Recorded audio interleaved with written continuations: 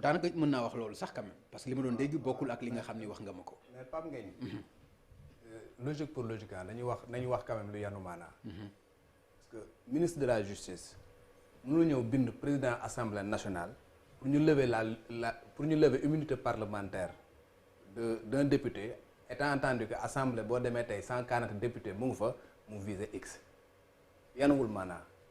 tey jii bu fekkee ne véritablement da nga bëgg a lever immunité parlementaire kenn mais di nga tudd turam ñoo ne kii lañ bëgg ñu lever immunité parlementaire am tey jii boo gisee man ma jàpp ni juge d'instruction bi sax def na erreur loolu moo tax ma jàpp ni def na erreur parce que li ma jot ci information moo di effectivement comme nu ñu waxee ñaari procédure la benn procédure bi mooy procureur de la république def na réquisitoire introductif daal di koy jox ki nga xamante moom mooy juge du 8e cabinet daal di sur la base de l'article 71 du code de procédure pénale mu daal di citer personne dénommée muy ki nga xamante moom mooy la propriétaire bu salon de massage ba demander à ce que ñu inculper ko pour complicité de viol xam nga ak outrage aux bonnes mœurs daal di ne également nañu ouvrir une information judiciaire contre X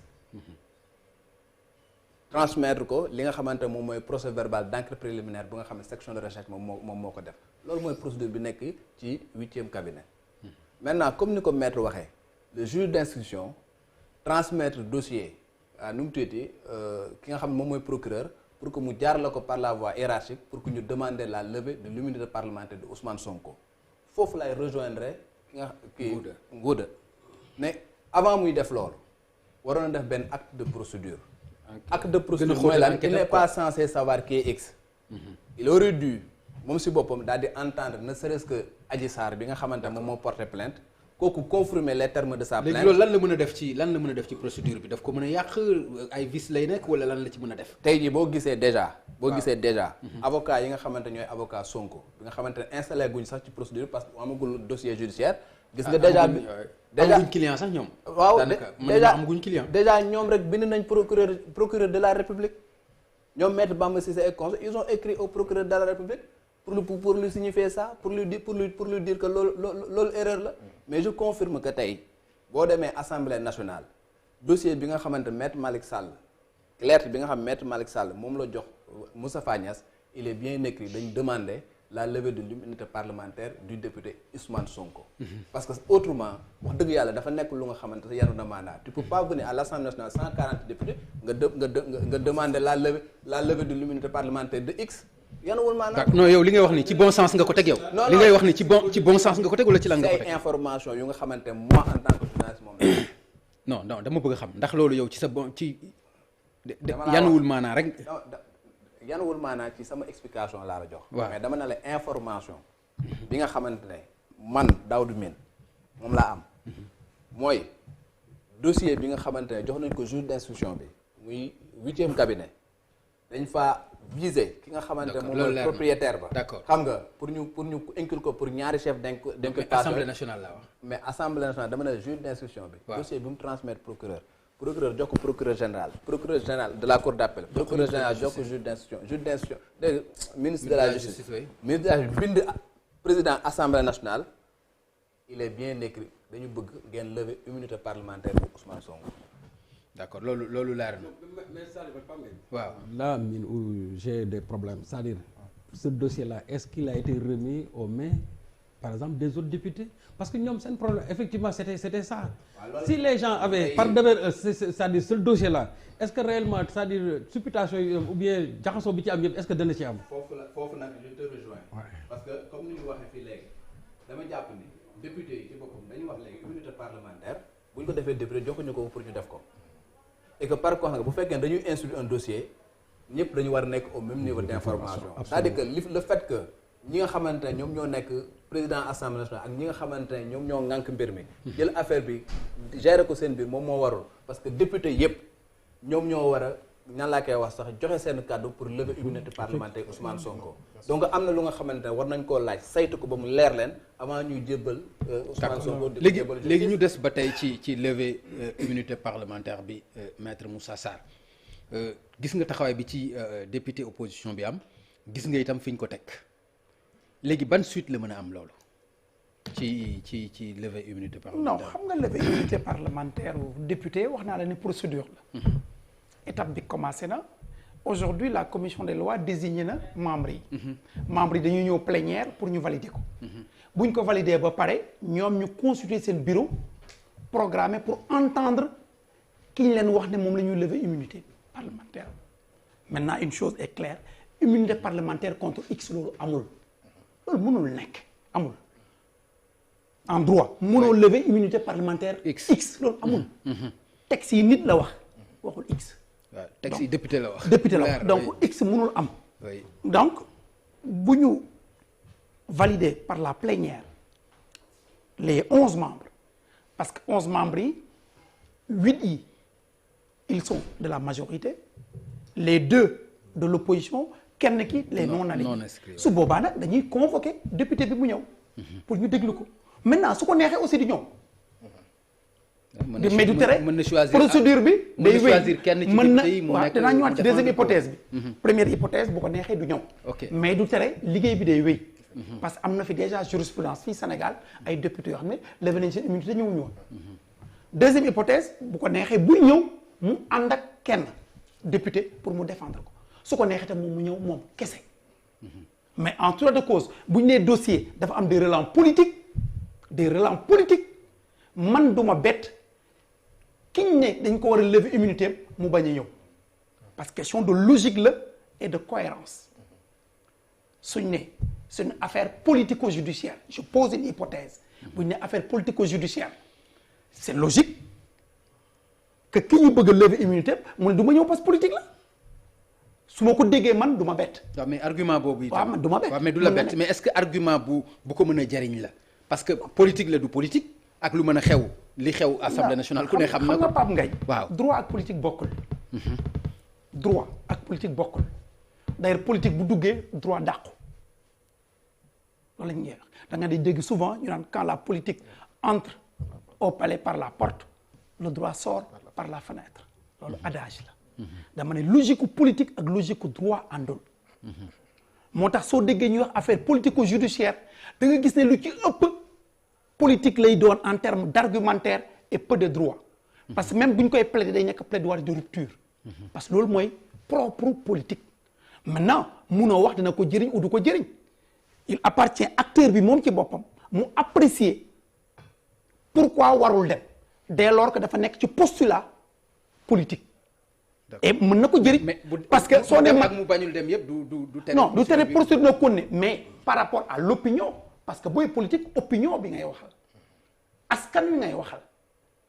soo ne lii politique la il faut nga poser un acte politique fort pour woon askan wi ne li ma leen di wax looloo nekk d'ailleurs moom laa gëm moo tax ma doxale nii donc forcément mën na am jeexital sur le plan politique mën na la mën njëriñ maintenant judiciairement du tere mbir mi day continuer. d'accord après continuer mooy dem ba. ba ñu lever sa immunité. d'accord su nekkee ne majorité bi voté na ko. ok parce que vote la. une fois levé. mais boo xoolee Sénégal chaque fois ñu demander lever immunité parce que fii majorité bi c'est une majorité mécanique parce que Sénégal du ñuy vivre le fait majoritaire mooy toujours bu ñu njortee mbaa ñu jot instruction ne dem leen dans tel sens foofu la ñuy jublu. une fois que mbalaanu kiraay bi dem na léegi nag lan amatul beneen privilège fi mu nekk nii. non su boobaa. pour le temps de la procédure bi ñu lay déglu tu deviens un citoyen ordinaire dañ lay déglu comme citoyen ordinaire. ok maintenant mais toujours tu bénéficies de la présomption d'innocence. mais ci déglu boobu mooy dañuy jàpp ba bañ lay condamné. ci déglu boobu ak li nga dégg nii par exemple déglu bi mën na ànd ak mandat de dépôt bu gaaw wala loolu yëpp. mën na ci bañ a am non mënuma wax de manière précise sur ce cas comme ni ma la wax parce que xaw ma dossier bi du ma ci dugg mais principe laa lay rappeler képp koo xam ne yoon mu ngi lay topp. waaw non li ma bëgg a wax mooy ku mel ni Ousmane Sonko ku ne xam na ni information judiciaire junj nañ ko tudd nañ ko ci naataangoom yi nga xam ne jàpp nañu leen ba pare. waaw ma ne Pape Ngagne maa ngi ñëw xam nga ñaari dossier moo am dafa am benn dossier boo xam ne affaire viol lañ ci wax am beneen dossier boo xam ne dañ ciy wax affaire insurrection dama ne su nekkee dossier affaire insurrection mooy les dispositions 85 86 87 du code pénal disposition yooyu boo demee ci article 139 du code de procédure pénale dafa ne mënu ci ñàkk. dafa ne képp ku ñu tuumal. waaw article 56 ba article 100 te 85 ba 87 ci la topp ak 255 su procureur motiver ses réquisitions képp ku ñu ci topp da ngay dem mandat de dépôt. da ngay dem kaso. systématique. képp ku ñu ko tuumale ku mu mën di doon 56 ba 100 ak 255. d'accord maintenant affaire au viol. c'est pas la même disposition. d'accord viol mën nañ la ko toppee te bañ a décerner mandat de dépôt parce qu'il y a pas une obligation de mandat de dépôt.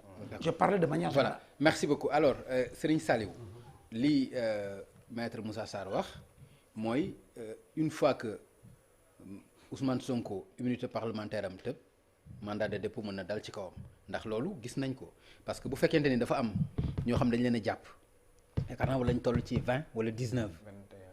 21 personnes voilà bu fekkente ni noonu la te ñooñu gis nga charge yi nga xam ni moom la ñu leen teg insurrection ci la bokk yàq alalu public ak yàq alalu privé ak yu bëri incendie te loolu xam nga dafa criminel loolu lu leer la loolu est-ce que moom mën na cee mucc parce que kaddu yi ay kaddoom moom moo ko waral ñii ne nañ mën na caa nekk commentaire wala complice wala leneen kon mën nañu njort ne comme loolu jiitu na ko fa moom bu immunité bi jeexee ragaloo ni mën na ci kaso mën na ci tegu ci moom.